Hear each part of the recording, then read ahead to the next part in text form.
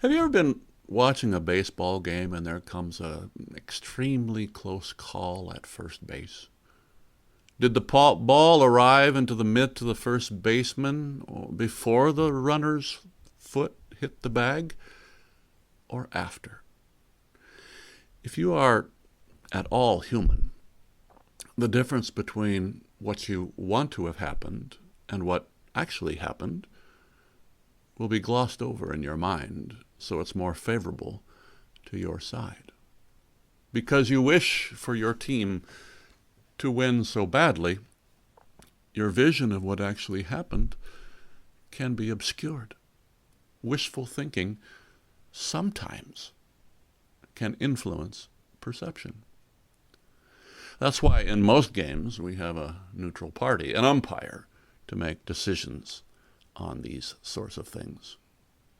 I remember in neighborhoods we didn't have umpires and we'd have tremendous fights over close calls, and we'd have to end up calling the game and come back the next day. Wishful thinking often influences perception. That's kind of what's going on with these Pharisees and the healing of the blind man.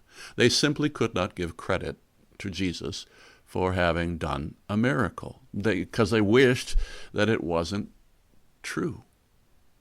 Earlier, they had insisted that Jesus couldn't be from God because, according to them, he had violated the Sabbath, which, of course, he hadn't. Now, in order to prove that he's not from God, they got to prove that his miracle wasn't real. Because if it was an actual miracle, that would be a sign from God that he was from God. So these guys are driven to interrogate the man's parents.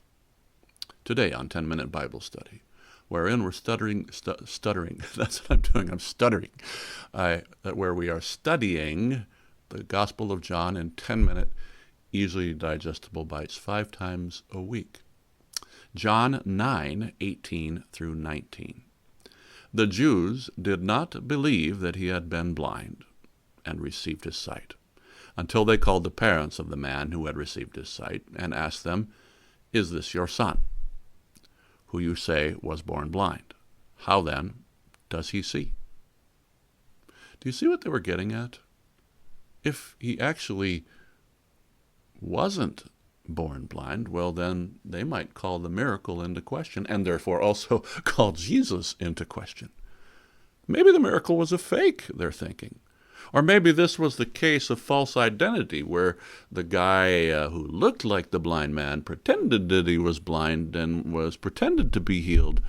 So they were having to certify this fellow's identity and thus had to talk to his parents. These guys are thinking like detectives. They're searching for ways that fraud could have possibly been committed in doing the miracle. You can see they're going about it in a logical and scientific way, pressing their case. But since an actual miracle was done, they didn't get too much help from the parents. They responded in this way, John 9:20 to 22. "We know that this is our son, and that he was born blind.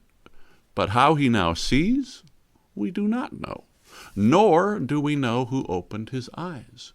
Ask him. He is of age. He will speak for himself." His parents said these things because they feared the Jews.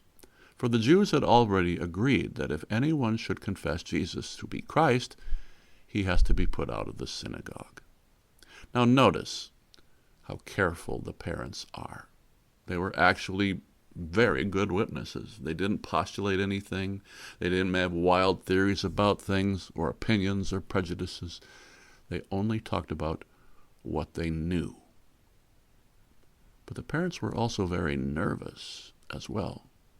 Pharisees were not the kind of fellows you'd want to have angry at you. They'll eat your lunch and your supper too.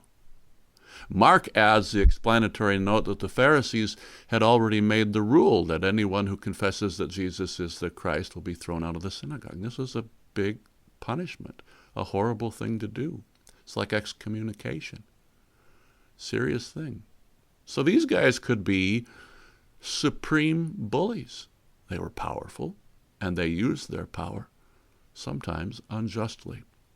So these parents were mindful of their authority, respected their authority, and took their questions seriously and didn't stray from their questions. They didn't know how the miracle happened, and they didn't know who did the miracle. This they made clear. They then encouraged the Pharisee to talk to their son, for he was of age. Of age meant 13 or older.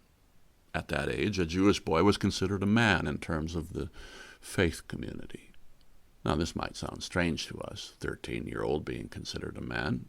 We can't imagine a 13-year-old taking the role of adult anywhere, but I think it's one of those expectation things.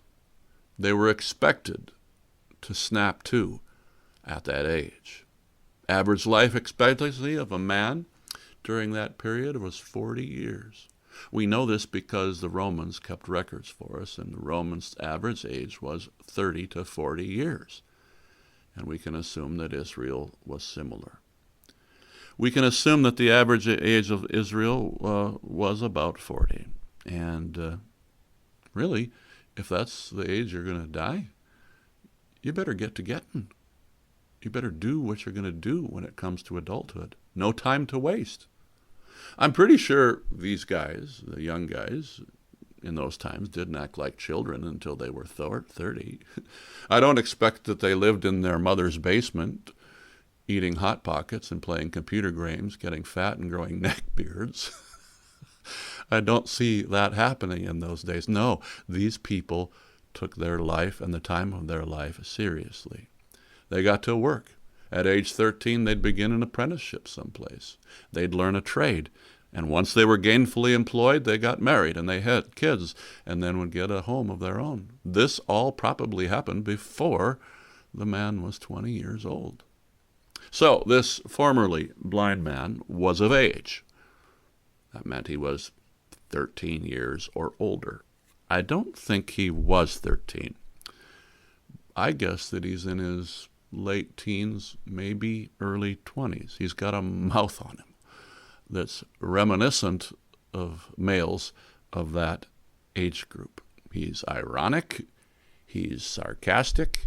He has no filters whatsoever, and he doesn't care if he offends anybody, and I find that rather enjoyable, if you will. And you will too. Next time on 10-Minute Bible Study. See you then.